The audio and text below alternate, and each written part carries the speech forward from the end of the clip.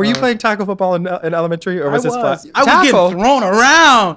They were throwing me like a rag doll. I didn't know that was legal to have tackle football in elementary. Yes. What about the brain damage? What do you mean? I guess you're not being hit that hard. Yes, you are.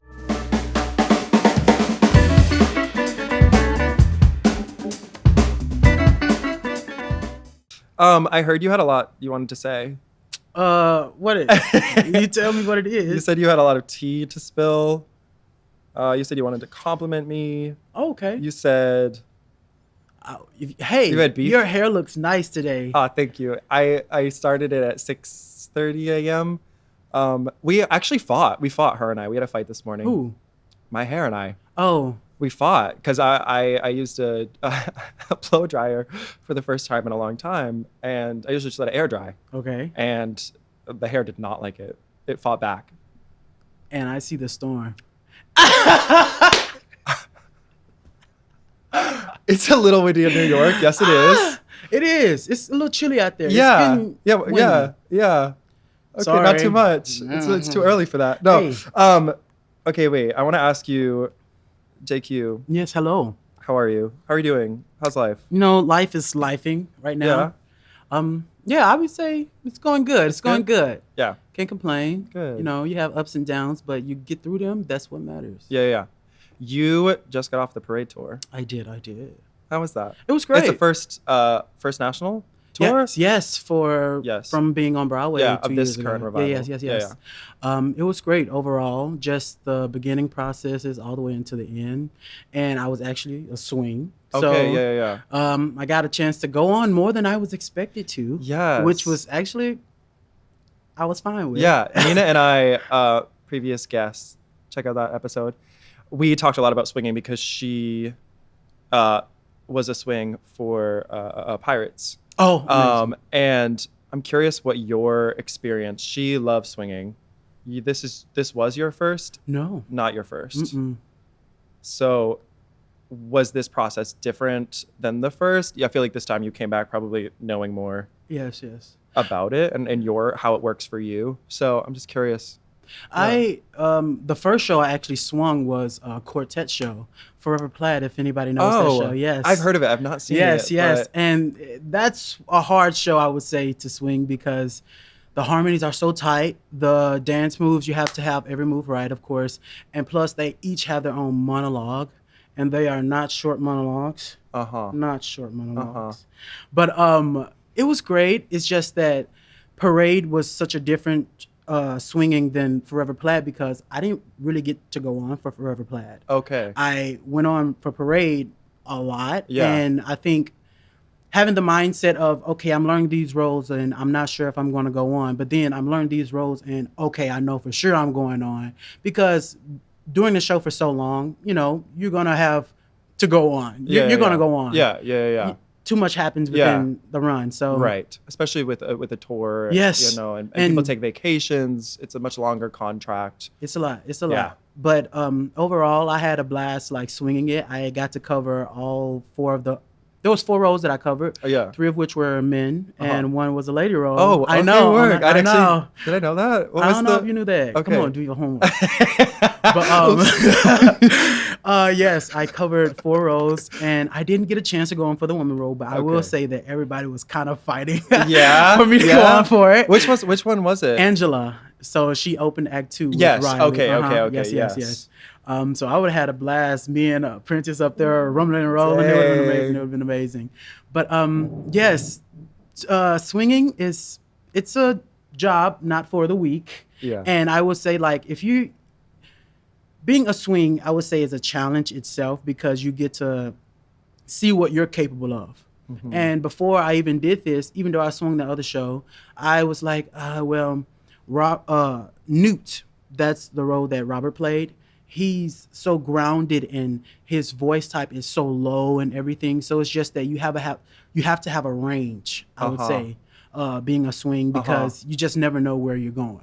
And did you find that with a role like that, you brought your own stuff to it? Yes. Every time you're like, even though this is how he's doing it, this is the characterization someone else is bringing to the role, you're like, this is when I do it, it's different. It's gonna be Yes, different, yes. right? Naturally, but yeah. As understudies and swings, we get our own rehearsals. Right. And so every rehearsal I did, I wanted, I take notes. I take notes when Michael was directing us, even when Emilio. Michael Arden. Michael Arden, that's Michael right. Arden. And Emilio, he was our they were our assistant director. Yeah. And even when they were in the room, I wanted to take notes when they gave notes to the people who I understudied. So their directorial choices were like, okay, yes, but I'm going to make note of that and how to incorporate that. Yes, my own way. Mm-hmm. Okay, yeah. And I would say each role that I did, I felt like I did really well doing it. Yeah. But it has its challenges. It has its challenges because it's such emotional. You have to tap into that. Parade is... I watched it. I came to Boston, and I actually did not see it when it was on Broadway. But yeah, after watching it, I left the theater. I obviously knew it was heartbreaking and sad, but I was really moved, and I was just like, I honestly forgot how heavy this show, kind of from start to finish. There's not very many moments in the show of levity and like humor, which is why opening act 2 and the way that you did that kind of was so special, because I was like, this is bringing like a something else, a different color to a much needed breath amongst the show. Yes, and just being able to travel this story itself around the world now is very important. So I would say just speak on it.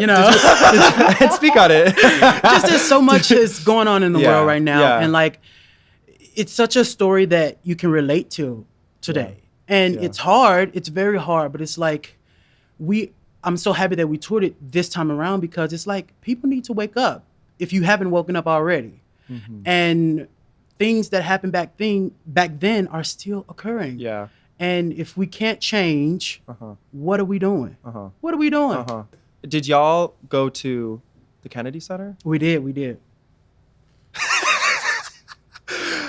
And Kennedy. This was during. Was there a show? There was a show that was it Les Mis that were like, we are not. Yes, some of the performers were like, we're not performing. Yes, and we had times. I get it. I see it. Yeah. And were there people in your cast that? Did you have that conversation with anyone? We had a conversation, of course, backstage with like producers and the team that's at the Kennedy Center, just about like safety and things, to go about. And because the people that are working at the Kennedy Center, at least for then, and I don't know about now, are not the administration. No. So they fired like so many. Yeah, people. I know. Were they, so at least they were like, we hear you, we understand the concern? Yeah. Yes, but it was also something that had to like fall back on us. I don't want to get too much into that because... That's okay. Yeah. I would say just in general, performing at the Kennedy Center was... I don't know. It was great. It was good, but you have your moments where you're like, how do I feel about doing this right now? Yeah. Especially with how the administration and how what's going on with the Kennedy Center. It's just, you have your moments of how to navigate it. Yes. How to see both sides. Yes. How to do it for the people that need to hear it, but also at the same time, take a stand against this administration. Sorry. I'm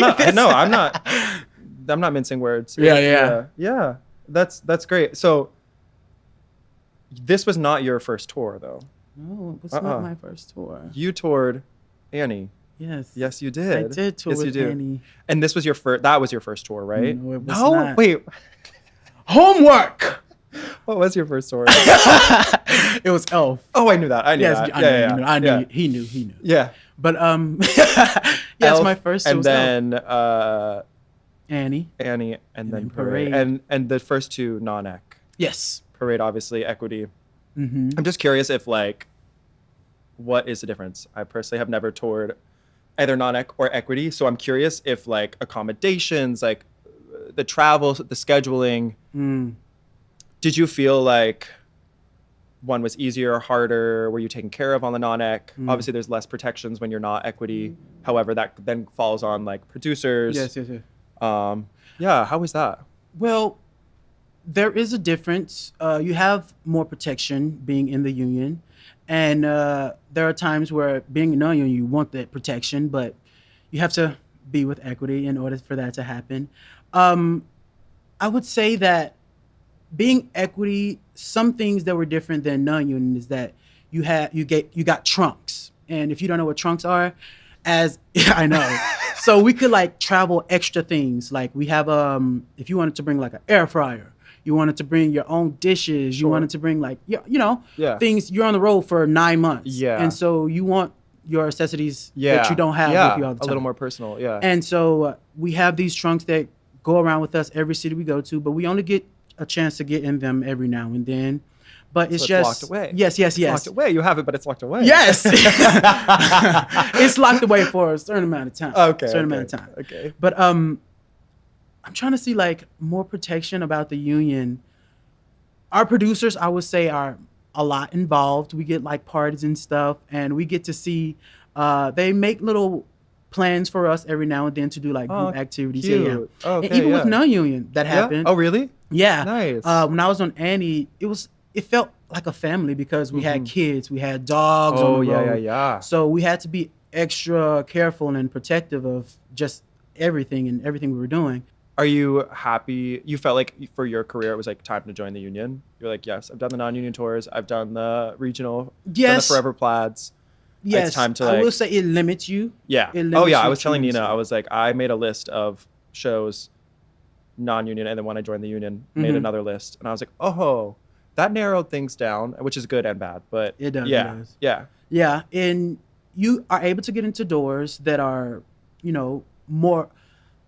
Being in the union, you are able to get in more than you are than with the non-union. Yeah. I feel like it's hard in New York City specifically if you're unrepresented. That's true. To then have the stamina to continue going to ECCs and EPAs.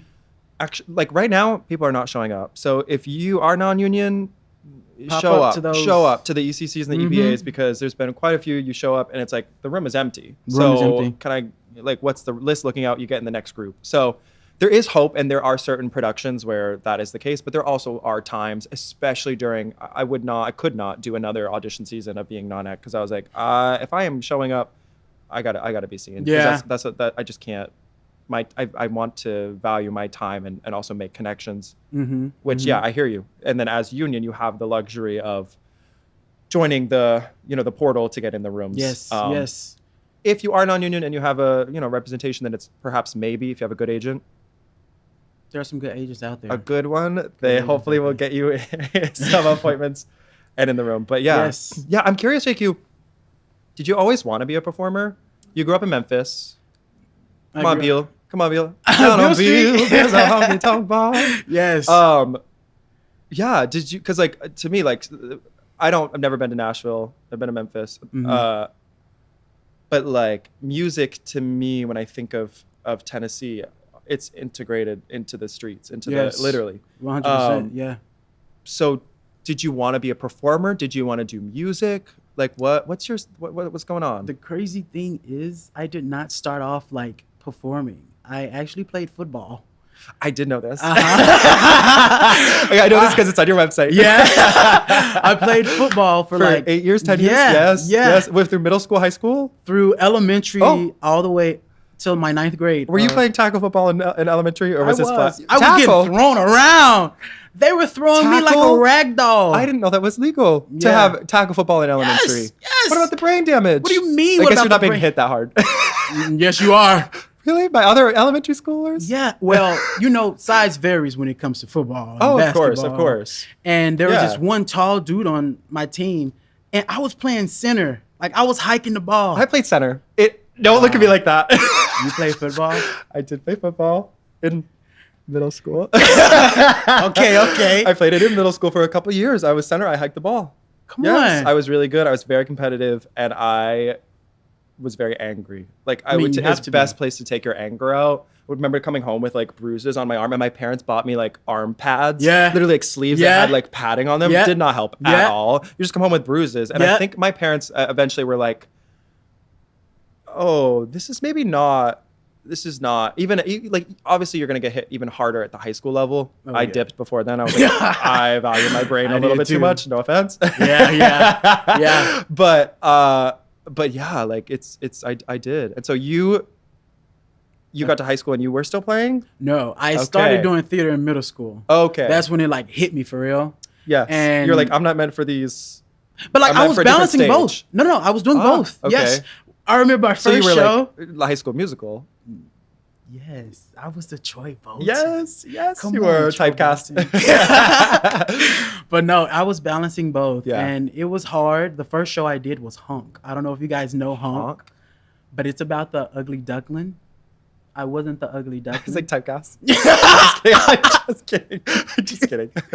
No, I played Father Swan and Greylag. Yeah. I don't know it. I don't know it. You have to go see this. Okay. This is like a kid's. It's like yes, a kid show. it's a kid. I did one kid show in high school. I hated my life. I love it now. I think it's the best. One of the best shows. What show? Not best show, Oh, God. but it is What a really is good it? show. It is A Year with Frog and Toad. See, I've never, And oh my goodness, the music. Someone should do it off Broadway. Let's do it off Broadway. Like, it is just so, the music is so good. But in high amazing. school, I was throwing such a tantrum because I was like, here we are, the theater kids that are already disliked. Yeah. And now we're doing A Year with Frog and Toad.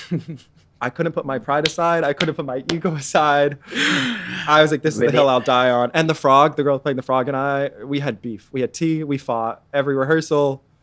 Were you the Toad? I was the Toad. Hello, yeah. And here it is, this like really cute, like we're doing like little tap like numbers in the leaves, singing about friendship. And here we are off stage, like fighting my down. goodness. Yeah. Yeah. It was a time. But you did Honk. Yes, I played Honk. Not played Honk. I was in Honk. You were in Honk. and played football. And then were you like during middle school you were like, this is where it's pivoting? I'm feeling like I resonate more with music and theater. Yes, and my teacher at the time, her name is Janice Duggar. Love her, my middle school teacher. Aw. Yeah, she actually like got me more into it. Like through 7th and 8th grade, it's like even though I was still playing, I was like, okay, I'm really loving theater as well. Singing, acting, and dancing at the same time. Who does that? Yeah. Me. Yeah. But yeah, I started doing it, and since then I didn't lose my interest for football, but like I had to realize that caused more injuries than being on stage. No, and fair. Yes, and fair. yes. And there might be like even a longer term recovery. career or recovery, but also like a goal for like career football and theater. Both difficult, but I think to go pro football, Yeah, they get it's very, injured very too much. difficult. So then high school comes, and you're like, I'm on the train. I'm on the train. I've been sucked in. Been doing Are you it. doing theater in high school or theater outside of high school at like a Both actually. Like I started doing high school theater, and then I started to get towards the community. And I had a little theater that we did, but it's no longer there. Rip. Yeah. But it was fun. I started to like get more leads and stuff, and I was like, wait, can I like actually do this? And like it just boosted my confidence. So Yeah. since then I've been thriving And you were like, okay, I'm going to go to college for this. went to college Yeah. for it, got my Yeah. degree in musical theater, Yeah. minor in dance. And since college I've just been on the road and Yes. traveling. Now you came over to my house the other day and you said you have been on the road for 3 years between all of the tours. Yeah. So I'm kind of wondering, like, are you done? Are you no? But like truly, like that takes a It toll, does take a toll. and not having an apartment in the city, Yeah. not having your community, you're always switching up having to get refamiliar with people on the road, and like then you're with these people, and for better or for worse, you know, if you're getting along or not getting along, you know. I'm just curious, like, are you going to continue? Would you consider, you know, more tours? I would say if the show came around that interests me, yes. It's just because I don't have like my own place right now. So being on the road right now isn't bad. But like if I was to get me a place and actually be like settled, I would want to be here. Yeah. I wouldn't like want to. Yeah. But because I've been traveling so much and I'm still subletting and things, if the opportunity came around, I wouldn't dub it. I would take everything into account Yeah. before saying yes. Yeah, But yeah, yeah, if the right show, right opportunity. yeah. Because with tours, like I was telling Nina other episode, um, the the length, the longevity now of like tours versus even a Broadway show, some of them is different. Mm-hmm. For a tour, you're guaranteed a certain amount of time, because they are doing tried and true musicals that often have already made their Broadway debuts, Yeah. and maybe still are open or maybe have closed, but they know the show can stand for itself to be able to put it on the road and have it succeed, with different audiences all over America, which I'm kind of interested in like how different shows sell in different demographics. I would say the same thing. So interesting, but I do assume that they go to a lot of cities where... Well, I know from being on tour, you have tours that go on. The same tour goes on like every year or consistently. Right. So sometimes when they try out a first tour, they'll see what theaters will this production be good in. Interesting. Yeah. So because something like Shocked, I was like, obviously, Corn, the Midwest, like that's gonna do well just with a certain demographic. Yeah. So it's important, to be strategic about where you're doing that show, but then also not, forfeit the other cities and places in America, and give them the same opportunity to see that. But also, you need to be strategic. There's a lot of money involved. You do. Yeah, a lot of moving parts. I would say you saying that brought back a little memory because, Parade, it's a show that's based in the South. Right. And we went to the South and we actually went to Atlanta. And I would say that was a great memory. We got a chance to visit like the memorial site of Mary. And it was just like, you felt the emotion. You felt everything just being there. Yeah. And being in the place where it takes place is just, it hits harder even more when you're up there performing. And we had a situation to where we had a heckler, in the audience, in the audience, in the house. But like That's we so had, scary. it was very scary. But security was on it. They got him removed out of there. The show is political. Yes, we're living in such a climate that is incredibly political, left and right. Whether you're turning on Instagram or TikTok, which I don't have, but like whatever you're turning on, the news, TV, it's integrated in so many things, and theater inherently is political. And when I was telling my brother about, I have a twin brother, fraternal twin brother, when I was telling him about this podcast, he was like, one thing I want to tell you, don't get political. And I was just like, Kyle, what I do is political. Yeah. Every day in America is political in one way or another, and I think like it's important to speak up and take a side, and that's a whole other conversation. But I understand, and that's tough and also to be in a show and then like it's scary to have someone like stand up and you don't know what's going on. Yeah, but they did a great job of removing him. Of course, like we had to get our Leo Max off the stage. Just because, he's on stage for all of intermission. Right. Nobody's up there ready to talk to him. Was this during intermission? Mm-hmm. It was during intermission. So, like, it's a little more, you don't know. Yes. Because it's for people who don't know, during the intermission, he's still on stage. The whole audience is, like, coming in and out of the house. And it's such a smart directorial choice to show the confinement of this character and just watching this person while everyone else is like going on about their business. It's so smart. So just but that makes it almost more difficult because there's so much more going on. It's not just like one person in a quiet house standing up. It's scary. Yeah. I am curious. I wrote this question down. It's so general, but like it's just, are you happy? You happy like right now? Yeah. Yeah. Good. I was thinking about like, what could I not be happy about? Yeah. I mean, I'm alive. I'm yes. well. Yes. I'm working. Yeah. Got a career going for me. Yeah. I would say I don't want to get deep into like my love life until like I'm good into my career and like settled. I feel that. I Yeah. feel that. I It's wrote one of the just- questions for Nina was marriage. Oh shit, no, it's on my other segment. Never mind. We'll get to it later. But yeah. I when I was writing it down, I had the same thought. I was like, I've kind of put it off for years, but it doesn't feel. Do you ever feel like you're like, I'm neglecting this?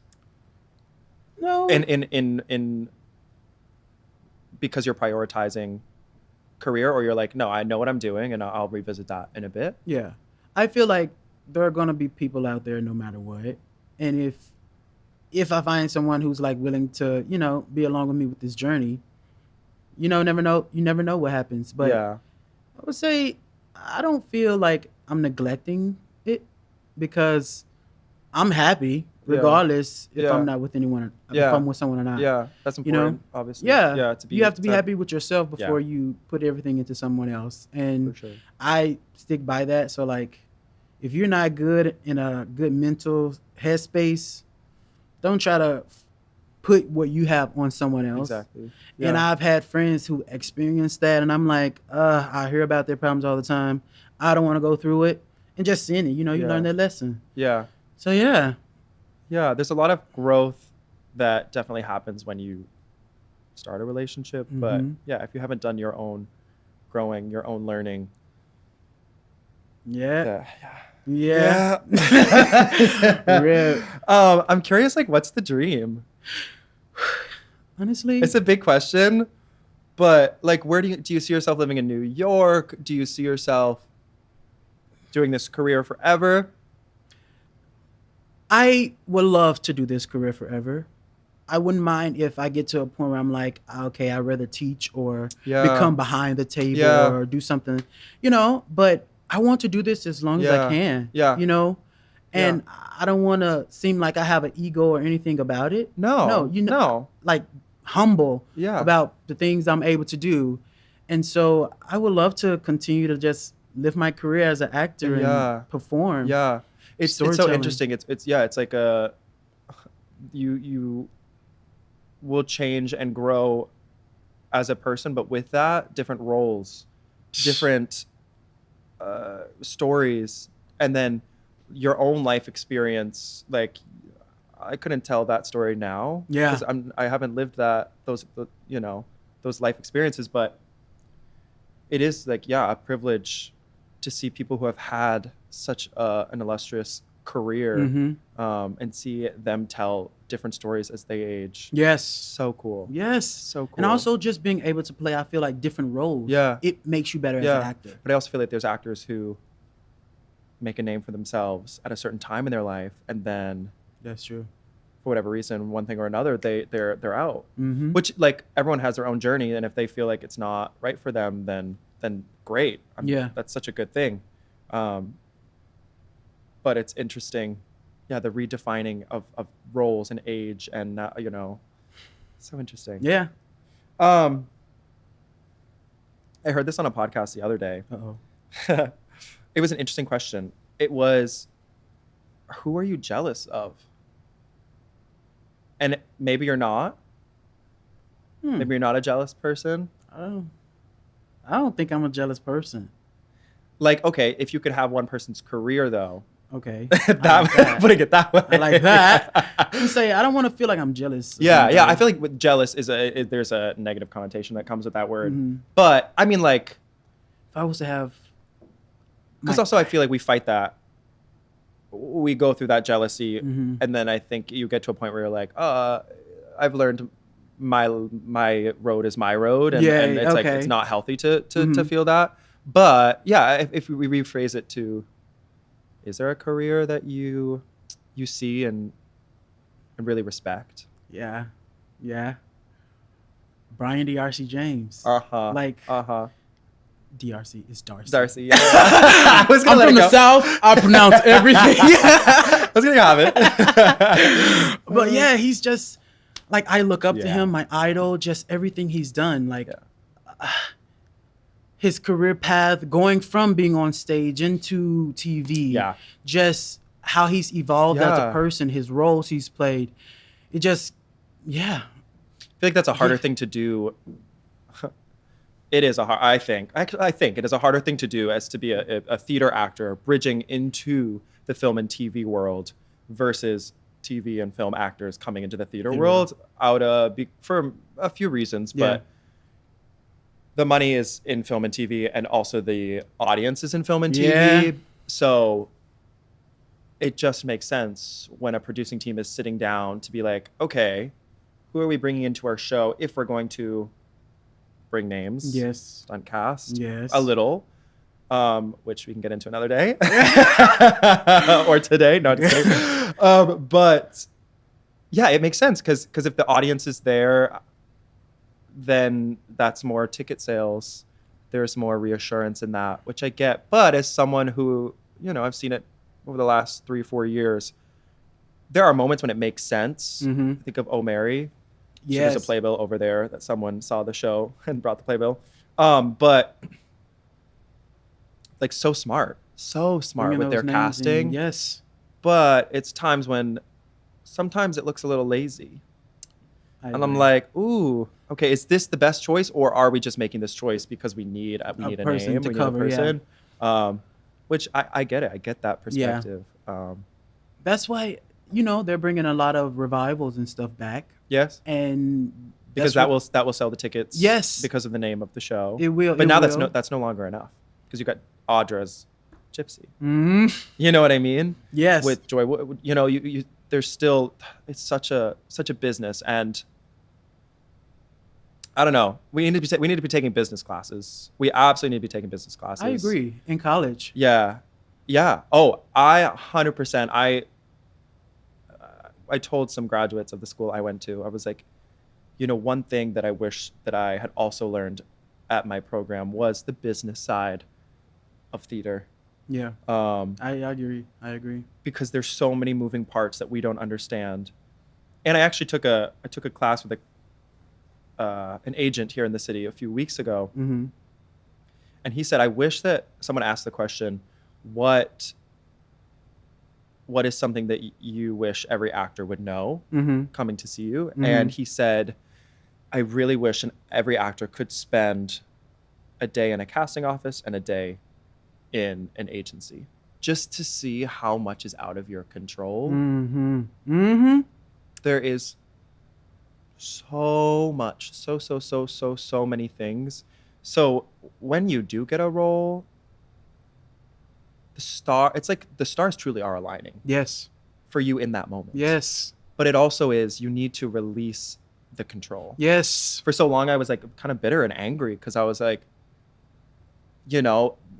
just like, what am I doing wrong? Yeah. And the reality is, if you are doing your homework, showing up prepared, being creative in the audition room, you are making smart choices musically, you're taking voice lessons, Yep. whatever it is to like hone your skill, growing as a person, like that, you're doing it. You are doing it. Even if you're working your survival job for years, You're still doing it. And the stars, if you keep at it, I believe the stars will align when the time is right. They will. I They do. will. I agree. Ooh, that's my soapbox. That's my Stupid. soapbox. But that's, like understanding, lack of control. Also the money aspect, which is why it is important today to have something else. Yes. To not just be an actor. You need to be a writer. You need to be a singer. You need to be a podcaster. You Yes. need to like have an online personality. Like it's just like there's it's not so easy It's anymore. not. And I feel like even just being in the city, you can open yourself up to doing that stuff more.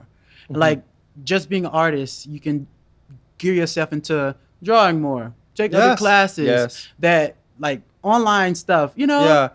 Our other guest, Nina, I talked a lot about her, but she also talked about finding the art in the day-to-day, in Yes. the leaves, in Yes.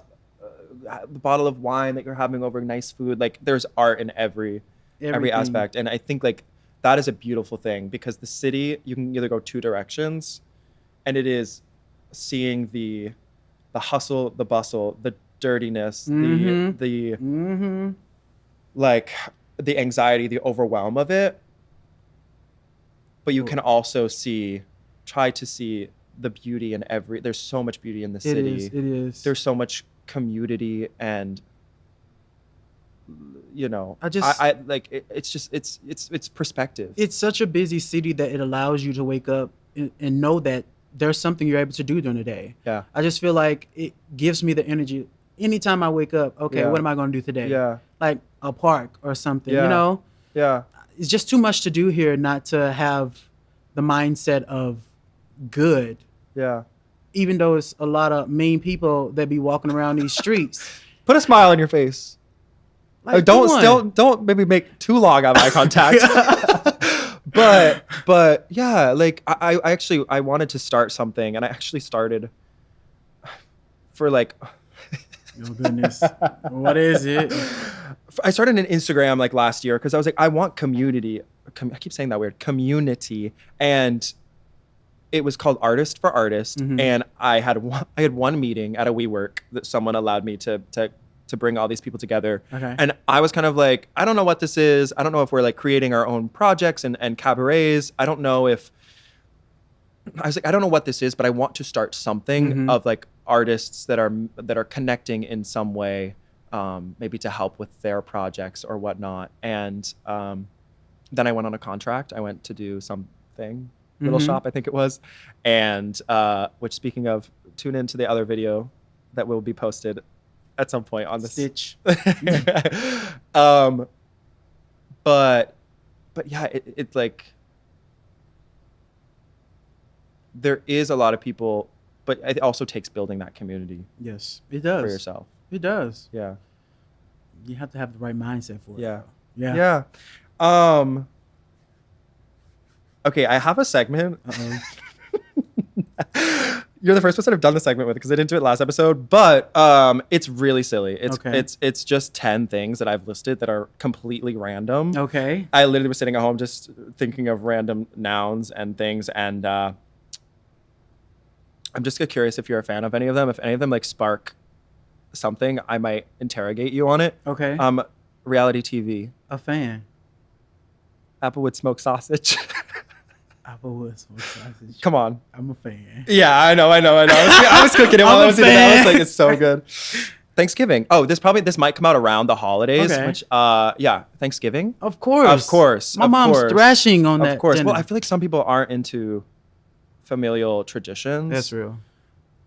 Lord knows mine has changed in the last couple of years. The Peabody Ducks. Yes. Not a fan. Not a fan of the Peabody Ducks? I ain't gonna lie. Come on. They're just waddling. They're just having They for people that are. don't know what the Peabody Ducks are, can you explain? Peabody Ducks. We have a Peabody Hotel In Memphis. I did that homework. Yes, we do have a Peabody Hotel. And we have ducks that I've only been there one time. And it's been a long time.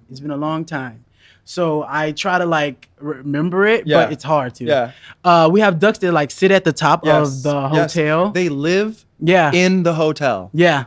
But I remember them being at the top. That's because that's where we went. I didn't go Yes. back. Every day they get brought down. Did you know that? No. Every day at some point during the day, there's like a duck master or something that like brings the ducks through the. See, I didn't know that. Very much like Disney World style. I feel like they do that at Disney World. Okay. They just like waddle around the lobby and people are like, oh, the ducks, and then they go back up to the roof. Till they start attacking you. They're living in a penthouse, Yeah. probably. I mean, These ducks are living in a penthouse in the top of a hotel. I wouldn't be surprised. Like, Good for them. Number 5, we've already talked about football. football. You know I'm a fan. Yes. Swimming in the ocean. No. Yeah, correct. No. Correct. I ain't gonna lie. I did do it before, but no. Catholicism. No, thank you. No, thank I think you. this is a trap. Uh-uh. Artificial intelligence. I'm not playing with AI. I have a hard stance on this. No. Correct. No. Correct. Y'all, them It is- videos we are that they at a- are making of people doing crazy things. Yeah. We're Like- at a fork in the road. Hold on. Let's get through the list and we'll go back. Okay. Heels dance. Yeah. Lord knows. I'm a fan. And number 10 we've already talked about was marriage. Yeah. Which you were like a fan. A fan, in but a bit. A fan in a bit. I get married at 60. Sorry.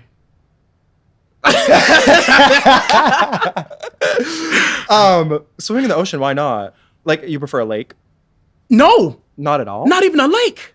Sorry. The water. You can't even see in the lake. Like, come on. There are some pretty clear If lakes. you go underwater and I can't see you, There's I'm some not getting pretty in clear, it. what about a clear lake that you can see like the trees on the bottom? There's some that exist. I bet. Yeah, on them. but what's in that water other than You can see them. There's like trout. They'll leave you alone, and bass. I won't get in it. You can. Now, the last time I was in the ocean, What?